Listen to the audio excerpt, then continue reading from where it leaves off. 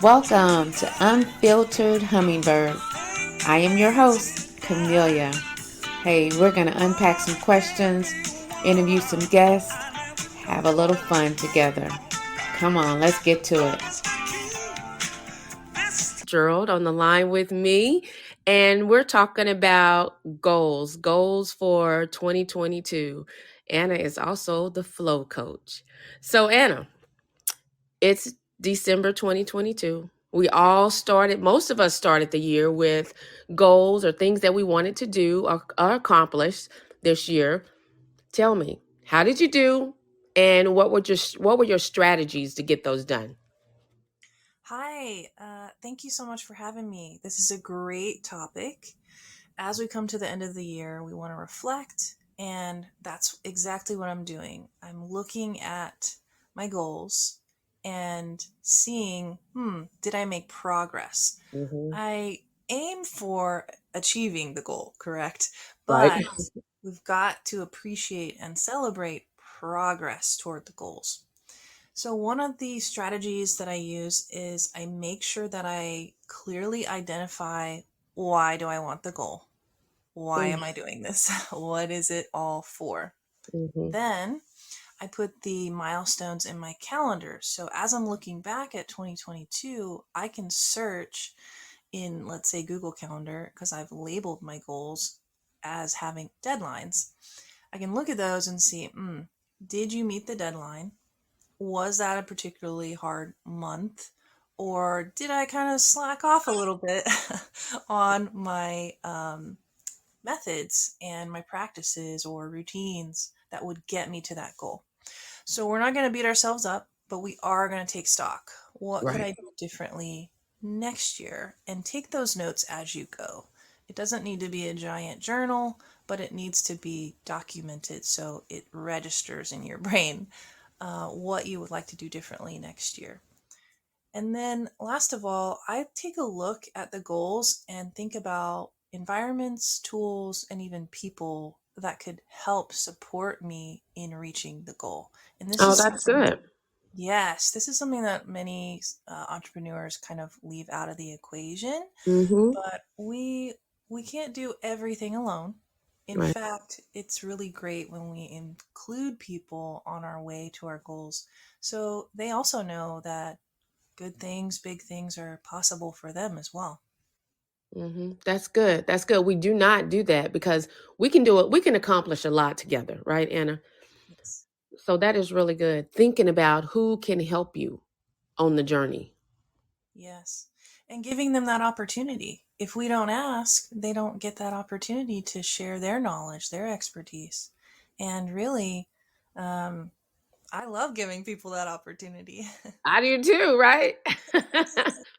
So I started the year, I had like 5 goals. I accomplished like 3 of them. Mhm. What about you? Um, I had two major goals, and I accomplished one of them in a way that feels very formal in writing, an outside source, confirmed, and it was a scientific paper proposal for what I coach people on in my research with music and heart rate variability. So that was really great. Right? But the other one was more of a bigger life, type goal with my business and where I want it to go. So that one, reflecting on it, I need to be a little more concrete about what those milestones are for 2023.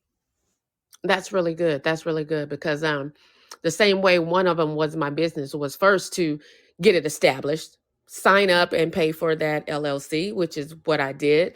Um but then checking back, like one of my strategies was I'm definitely going to take that, Anna, when you said to add in the people who can help you, because that's exactly right. Who can help you on this journey? That's really good. But what I did is like every 2 or 3 months I checked in, looked at my goals, like where am I? Where am I? Like a simple one, it's not really simple. I said I wanted to lose 10 pounds. Hmm. Well, I did it within, the first couple of months, January, February. So by March, I had lost 10 pounds. I was ready to check it off the list, Anna. And my husband was like, no, you can't do that. You got to keep those 10 pounds off the whole year. I was like, what? No. No, once I meet the goal, I'm good. And he was like, no, that's not how it works, Camellia. Mm. But I, I did keep it off the whole year. I mean, December now. I mean, That's I, awesome. that it really is right. Yeah. But He's something like that, you have to keep checking, like you said. You got to be realistic, and you got to keep checking. yeah. It wasn't realistic to me to do it and keep it off. I really had to keep checking, and if I didn't keep checking, I probably would have dropped off. And your husband, said, no, no, no, that's not how it works.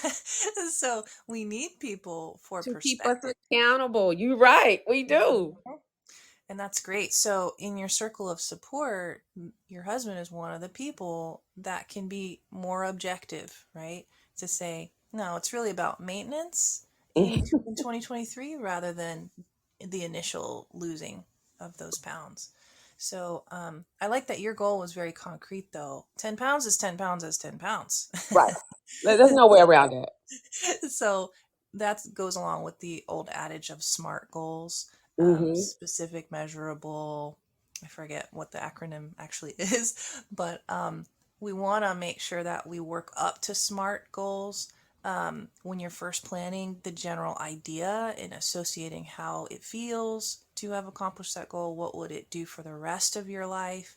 So, losing 10 pounds may have enabled you to wear clothes that you had sitting in your closet, and enjoy them. So yeah, the You're real right about that. You're right about that. I know for 2023, I plan to the things that I didn't accomplish. Like, one of my words, Anna, is being a finisher. I wanted to be. That was my word for this year. Finish, because I have so many different projects, and I think this is where the squirrel mentality goes with me. And being an entrepreneur, I have to start so many different things, right? And some of them I finished and some of them I do not. hmm So one was books. I had 5 books that I had started this year, and I was like, "Ah, you got to finish these." I can tell you, I have not. I have a plan to at least finish one of those, but that is something that it's a challenge for me. Oh, this is great. I coach people on this all the time. We're talking about capacity, right? So your desire and the things that you want in life, they certainly are possible, but they're not possible all at the same time. They Mm, require attention and focus in a, pocket of time, or, setting aside that time periodically. And we get excited about all our goals, which is really good. But checking in with yourself before you say yes to something, that is one of my strategies you had asked about. If someone approaches me or I start getting really excited, let's say you go down a rabbit hole, let me, start this other side hustle. Wait, wait, wait. Check in with yourself. Am I thriving in what I've already committed to? Am I completing what I've already committed to? So before I sign up for another one, it's almost like a for later list. uh, I like that. That's a very good strategy. That's a very good strategy. Take time, like sit with it before you just say yes. Before I commit myself. Just Yeah, so let me give you a pocket phrase. This is what I call those pocket phrases when others are involved. Um, my pocket phrase for commitment, if I haven't checked in with my capacity in that moment, I don't want to get into people pleasing, but I want to make sure I make the right decision. So I say, I'll have to check my calendar and I will get back to you. ah, yeah. That's almost like the pocket phrase. I'm glad you put a word on it. Pocket phrase that we use, me and my husband use for the kids. Check with Mhm. dad. Yes. With mom. If um, we need more you know, time. it's funny because we do have these strategies for life, but we need Uh-huh. to also apply them to business. Yeah. That's good. That's good. Well, Anna, thank you so much for sharing your goals and your strategies of applying those pocket phrases, and then also realizing our capacity. That is one thing I'm definitely going to work on. But Anna, please share with our listeners where they can locate you, contact you for more of these strategies, for more strategies about life and about how to operate in this entrepreneurial journey that we're on. Well, thank you again for having me. I love talking about these subjects along with organization and flow science, deep focus. That's my specialty area, along with the arts as a musician and artist. So you can find me on Instagram at Heartbeat Hive. My website is heartbeathive.com. And of course on FUD, the app for entrepreneurs and hustlers. Thank you once again, Anna. I hope and I know you will have a Merry Christmas, and I will definitely be back in contact with you. All right, great. Thanks so much.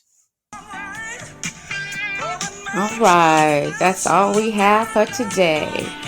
Join me next time on Unfiltered Hummingbird. I am your host, Camelia. Until then, have a blessed day.